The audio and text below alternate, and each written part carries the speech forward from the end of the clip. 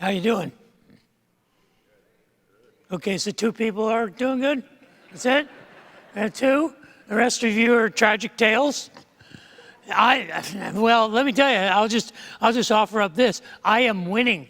And it began last weekend. Last weekend, my family was in Colorado for the wedding of my youngest daughter. My baby girl got married in Estes Park last Sunday. I'd appreciate it if you applaud for that, because it was.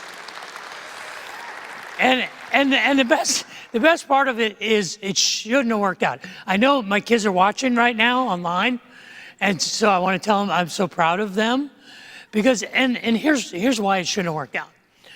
And it's their mother's fault. It's entirely their mother's fault. My children, as a rule, adopt strays. And I'm not talking animals, I'm talking friends. They just have a collection of some of the most interesting friends that I have ever met. And they were all coming to the wedding. And a lot of them had never met each other before. So I just went with cash for bail money and thought, we'll get through this weekend. And we had none of it. It was beautiful. It was spectacular. I was so proud of my little girl. She was beautiful. She married a very cool guy. I got 2 great son-in-laws. After raising 3 daughters, now I get to bro up with my 2 sons-in-law, so it's really great. But it was, by every measure I know how to make, it was a win. It was a win. So I want to ask you a question. And when I thought about asking you this question, I thought, let's turn up the house lights and let's see a show of hands so we can kind of get a statistical evaluation. And then I thought, maybe I shouldn't ask this. So you don't have to raise your hand.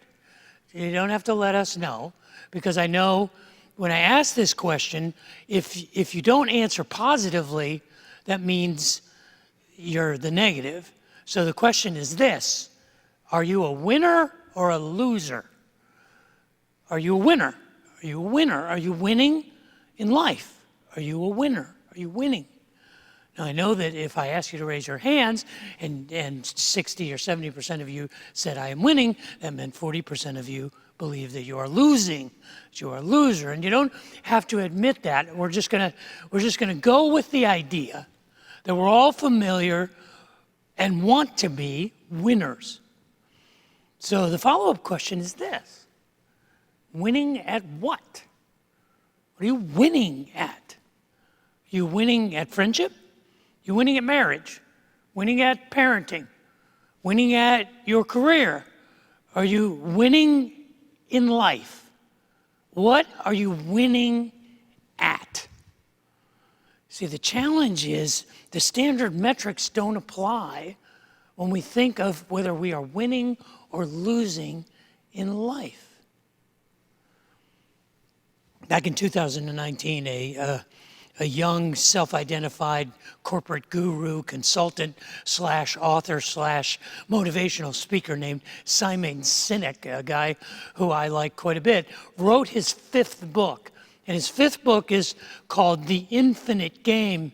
And in it, Simon Sinek makes the suggestion that in life and in business and in much of the things that matter to us, there isn't a definition of what it means to win. And it's because it's not a finite game. We're playing an infinite game. And infinite games have different rules from finite games. And Sinek goes on to suggest, if you want to be a great leader, if you want to be a successful leader, you should lead from an infinite mindset, not from a finite mindset. Now, the interesting thing is that Simon Sinek didn't come up with this. He attributes the source of this theory of finite and infinite games to a book that was written by a professor of the history of religious literature at NYU named James P. Carse. James Carse wrote this book 33 years in 1986 before Simon Sinek wrote his book on the infinite game. And James Carse's book is called Finite and Infinite Games. And it is one of the most boring books I have ever read in my life. I mean, I didn't start reading yesterday, but it took me forever to get through this book. Let me just give you a sample of one of the sentences. This is just 2 sentences, one little paragraph in the middle of this book. See if you can make sense of it. It took me 15 minutes. I had to read through the chapter 3 times to figure out what this means. This is an actual sentence in this book. It says, waste is the anti-property that becomes the possession of losers. It is the emblem of the untitled. Oh, great. That'll preach, won't it? What? I sat there and I thought, I think I kind of understand what it means. It's just that, if you have a lot, then waste is a symbol of your excess, and it's the anti-property of losers. Well, I guess that's what it means. But anyway, Carse's theory, though, is a little easier for me to understand. Carse's theory is that in life there are 2 types of contests, 2 types of games, finite games and infinite games. And it's important that we understand which one we are playing. He describes it this way. He says, finite games are the familiar contests of everyday life. They are played in order to be won, which is when they end. Finite games are theatrical, necessitating an audience. Infinite ones are dramatic, involving participants. The object of infinite games is not winning, but ensuring the continuation of play. The rules may change, the boundaries may change, even the participants may change, as long as the game is never allowed to come to an end. See, the way I understand it, James P. Carse is saying, is the way that we win in the infinite game is by staying in it, by staying in the game, by keeping ourselves relevant and active and participating. That's how you win in life. Now, this idea was not just plagiarized by Simon Sinek, and in fact, James Carse didn't come up with it. He's a professor of the history of religious literature, and he realized that throughout human history, people have always wanted to know, how do I win at life? How do I win in this contest of survival? What is the difference between winning and losing? In fact, every culture, every ancient religion had mechanisms, had rules for saying, here's how you win at life. It's true of the Bible. The Bible is an instruction manual, as it were, for how do we win at life? How do we live a successful life? And there's one book in the Bible in particular that you could call the handbook for winning in the contest of life, winning the infinite game. It's called the book of Proverbs. What I want to do over the next few weeks is I want to pull out a section, 18 verses from the 3rd chapter of the book of Proverbs. And I want us to wrestle with, how do we win in this infinite game called life? What does winning at life look like? And I want to dive into this section from Proverbs chapter 3 and consider it as a guidebook to say we may not win everything, but we can live as winners in life simply by following this wisdom. But before we dive into it, before we get into the first rule of winning in this contest of life, I'd like to pray. So would you pray with me? Father in heaven, I would ask that the words of my mouth and the meditations of my heart would be pleasing in your sight, that you would use your words spoken by your servant, anointed by your Spirit, to challenge us to live with enthusiasm and confidence and to win in life. Pray for your confidence to be our confidence. May your wisdom be our wisdom, and may your ways be our ways. For I ask this in Jesus' name. Amen. The book of Proverbs, if you're not familiar with it, is in the middle of the Old Testament. It is called wisdom literature. It is divided into 31 chapters. 22 of the 31 chapters of the book of Proverbs are collections of observations and thoughts about life. They are proverbial wisdom. They were assembled by what was at the time believed to be the smartest or the wisest man who ever lived. His name was Solomon. Now, there are also collections in those 22 chapters from a man named Hezekiah, a man named Agur, and a man named Lemuel. But those 22 chapters are basically a collection of observations and experiences about life. The first 9 chapters of the book of Proverbs, however, are a story. They are a story of a father telling a son how to navigate the challenges of life. It is the parent handing down wisdom to the child. And this is how Proverbs chapter 3 begins. Proverbs chapter 3 begins with the voice of the father talking to his child. It says, "My son, do not forget my teaching, but keep my commands in your heart." Because if you do that, if you keep those commands in your heart, then you will prolong your life many years, and it will bring you peace and prosperity. My son, my son, don't forget my teaching and keep my commands in your heart. And if you do, it will prolong your life many years and bring you peace and prosperity. My son, do not forget. The word is al-shakar. Do not forget means do not get casual or cavalier. Do not get apathetic. It's not like, oh, I forgot, thou shalt not kill. No, it's just don't forget how important it is. Don't get apathetic about my teachings. The word there is Torah. If you're familiar with the Hebrew Bible, the first 5 books of Moses are called the Torah. They're called the Torah. And it is a collection of wisdom, of experience. It comes from the root to cast lots. It's the direction of God for our life. Don't forget my teachings about how to live. And I want you to keep. And the word keep there is natzach, and it means to keep watch over, or to keep safe, or to keep guard of. Keep guard of my mitzvah, my commands, my guardrails, my boundaries, my instructions, sort of my experience of life.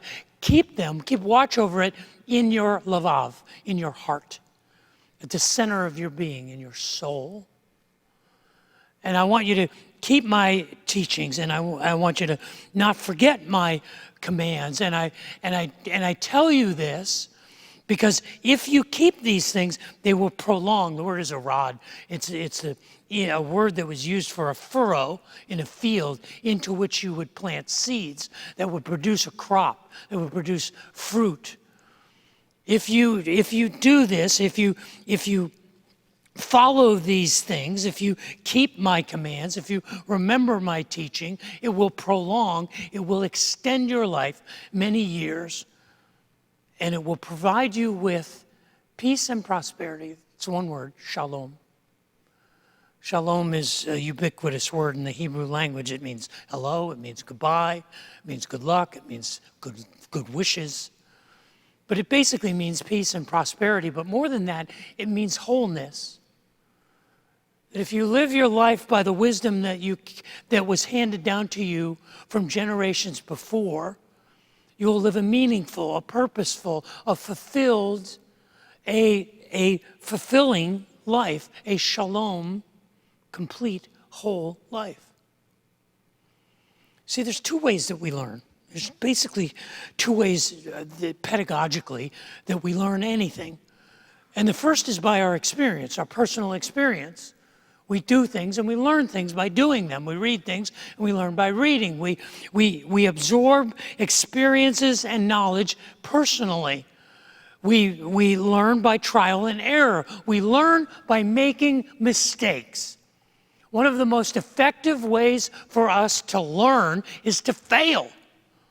I like to say that the tuition in the school of hard knocks is so high, you don't want to fail the course because you don't want to have to repeat the lesson. And we all know that the hard times in life teach us invaluable lessons, but the tuition, the cost of that sometimes is excruciating. But we can also learn just by our personal experience, by trial and error, by growing and maturing in life. We learn through personal experience. The second way we learn is through inheritance. We learn from the wisdom of others. We learn from wisdom that is handed down from people who have been there and done that before us. We learn from other people's mistakes. We learn from the failures that they make so we don't have to make the same mistakes. Now, as it turns out, we wind up being more belligerent and having to experience life for ourselves. If you've raised a child, you know, you can tell them 100 times, don't touch the stove because it's hot. Don't touch the stove because it's hot. How do they wind up learning that the stove is hot? Because they touch it and they go, it's hot. But this is how we learn. We learn by experience and we learn through inheritance. The book of Proverbs is inherited wisdom. And we learn inherited wisdom by people who have been there and done that. I want to suggest the first way that we win at life is by having and being a mentor. Mentoring in life is winning. Mentoring is winning. Having someone who has been there and done that, who has walked the road before us, who can walk with us through that process, or being that for someone else, that's winning. But where do you find these people? How do you become these people? How do we become a great mentor? How do we find a great mentor? Today, I want to share with you 5 things that I have observed. Over the course of my 65 years, I have had a number of fantastic mentors. And I have learned what to look for in great mentors. And these are the things that I aspire to be. 5 attributes of a great mentor. And maybe when you came in, you got this sheet of paper, and it's so you can take notes, because let me just let you in on something. All 5 points begin with T. Now, I realize most of you probably you're not refugees from a Baptist church, but that means Jesus is in what I'm going to say, because it's an alliterated outline. And not only do all 5 points begin with T, there are 2 adjectives for each point, and they all end in Y. I got my preacher on today, so you better buckle up. But these 5 points are five things I've observed about what makes a great mentor, what I aspire to be as a mentor. And the first 2 of them, for me personally, are non-negotiable. These are things that I expect from myself as a mentor to others, and that I look for in people who I trust as a mentor. And the first one is teachability. Teachability. I say that because I have this silly paradigm that great leaders are servants.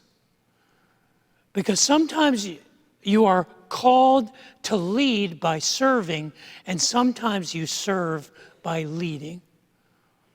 That all great leaders are great servants, just like all great teachers are great students. Because the best professors, the best instructors, the best teachers are constantly learning new things. It goes along with the phrase, if you're green, you'll grow. If you're ripe, you will rot. It is an aspect of a great mentor that they remain throughout their life. No matter how wise or how experienced, they are always teachable. And that requires, first of all, a level of humility. It requires a humility to be willing to say that I am still in process. I don't have it all figured out. I am still learning. That humility is an attribute of all great mentors. I doubt that there's anybody here who hasn't heard of Jim Collins. Jim Collins wrote a book called Good to Great about 20 years ago. It's one of my favorite books on leadership. And it was a book that came out of a study that he did at Harvard University, and they wanted to find out what made some companies and some leaders go from being good to being great. And they found that all good leaders and all good corporations had what they call level 5 leadership capacity. And level 5 leadership is the kind of leadership that is productive and effective and clear in its vision. It's all of the things that we kind of operate in. This is what a good leader is. But they said that's not what makes them great.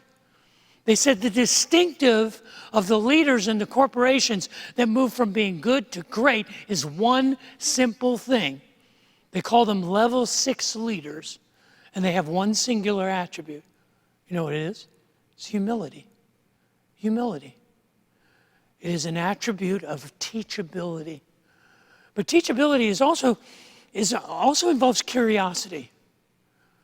Curiosity, they're question askers. They're the kind of people who are constantly saying, you tell me. I want to learn from you. I want to see things from your perspective. A longtime mentor of mine was at the wedding this weekend in Colorado, and I knew I was going to be talking about this, and he's a very successful businessman. He has started and taken a number of companies public, and he runs a private equity firm, and he has more money than Jesus, and I like this guy a lot. And I was talking to him, and I said, I'm going to talk about mentoring. What makes for a great mentor? And he started asking me questions. What do you think makes a great mentor? Who have been the great mentors in your life? And he asked me about 10 minutes worth of questions, and I said, you're not telling me what I'm asking. What makes a great mentor? He said, I just was. That's how I mentor you. I just ask you questions. I let you find the solutions. You find your way to the answers, because I want to know what you think. And I believe you already know. And I went, dang it. No wonder you're smart. But teachability is the first one. The second non-negotiable for me is transparency. Transparency, and transparency is first of all, it's a vulnerability. It's a vulnerability. It's a willingness to be who you say you are. It's a willingness to be honest about your limitations. In the words of that famous theologian, Dirty Harry, a man's got to know his limitations. And a great mentor is a person who is transparent about their limitations. And I know for type A, driven, ambitious, productivity-oriented leaders, it's hard to be vulnerable. But there are 3 things that I believe great mentors are able to say. 3 three-word phrases. And if you're a type A and you're a driven, ambitious leader, you'll understand how hard these are for you to say. The first one is, I don't know. The second one is, I was wrong. The third one is, I am sorry. That vulnerability is part of what makes for transparency. What makes for you are what you say you are. You are who you appear to be. But it's also an intimacy. And this is hard for me. This is hard, but I look for it in my mentors. I look for someone who's not afraid to get close, who's not afraid to open up. I remember very distinctly having a meeting with one of my longtime mentors and close friends. And I was at a decision point in my life where if I made this decision, I would be physically moving away, and we could not have the friendship that we had had for years. And I remember sitting in my backyard, and he began to weep. He began to cry, and so did I. When one of your heroes starts to weep, it's just overwhelming. It's the power of that transparency. Teachability and transparency, for me, are 2 non-negotiables. It's what I try to be as a mentor. It's what I look for in great mentors. But the next three are just kind of my top three. There could be 30, there could be 50. You could have a whole catalog of attributes that you may look for. But the third attribute of a great mentor for me is truthfulness. They know how to tell the truth. They know how to tell you what no one else will tell you. Yes, you are fat. Yes, your breath does smell. Yes, you are a terrific leader. And you trust what they say because they know how to tell you the truth. It's obvious, it's honesty. They are honest with you, they are honest with themselves. But make no mistake about it, it's a calculated honesty. It's an intentional honesty. It's a truthfulness that involves honesty and intentionality. You know the difference between a scalpel and a switchblade? They both cut, but a switchblade cuts to hurt. A scalpel cuts to heal. A switchblade is just willy-nilly, just flung around or stabbed. It doesn't matter. As long as it makes contact with flesh, it's doing its job. But a scalpel in the hands of a gifted surgeon is precise and it is exact. And it makes the wound in order to heal. That's a truth teller. That's a good mentor. It is intentional in its honesty. It is truthful. It is courageous enough to say to you what no one else will say. The fourth attribute of a great mentor, what I try to be, what I look for in a mentor is trustworthiness. Are they reliable? Are they consistent? Are they predictable? Or are they all over the map? It has to do with their personal integrity. Are they who they say they are? Do they do what they say they're going to do? A trustworthy mentor is a person whose word is their bond. When they say they will do it, they will do it. They don't need to swear on a stack of Bibles. They don't need to swear in a court of law because their word is true. They have integrity. They mean what they say, and they say what they mean. These people are worthy mentors. But it's also loyalty. It's the kind of person who will stand by you when everyone else throws you under the bus. They'll be the person who runs to you when everyone else runs away from you. They are the kind of person who says, you may be going down, but I'm going down with you. I'm with you to the end. It's that kind of loyalty, that kind of trustworthiness, that kind of integrity that makes for a great mentor. You want to find a great mentor, find somebody who is who they say they are, and somebody who will stick with you to the end. The fifth attribute of a great mentor is talent. Talent is that thing that makes them exceptional. And I believe everybody has them. Everybody has a gift. Everybody has a talent. I mean, it could be that you have a gift for making fries at McDonald's. It could be that you have a gift to dance in the Bolshoi Ballet. But everybody has a talent. But what great mentors have is they cultivate that talent. They develop that talent. It's a productivity. Have you ever met anybody who's just obnoxiously gifted? They're so good looking. They've never had to buy anything in their life. They just walk in the store and somebody says, can I buy you that outfit? That would look so good on you. I realize some of you know what that's like. The rest of us do not. But you know what it is to see somebody who is so friggin' talented. As a musician or as an artist or as an accountant, as a teacher, as a coach, as a lawyer, as a doctor, as a nurse, in whatever area, it's so easy for them. The rest of us are scrambling just to get through it, but they just float through it because it's just so simple. You want to go crazy, have a friend like that who doesn't use it. I want to strangle him. I don't want him to be my mentor. I want my mentor to make the most of what they have. I want my mentor to be the person who takes the gifts that they have and says, I'm going to make the most of this. I get stuff done. You want to be a mentor of mine? I want to see your talent at work. I want to see your talent in action. I want to see the fruit of your talent. I don't want to see it laying on the kitchen floor.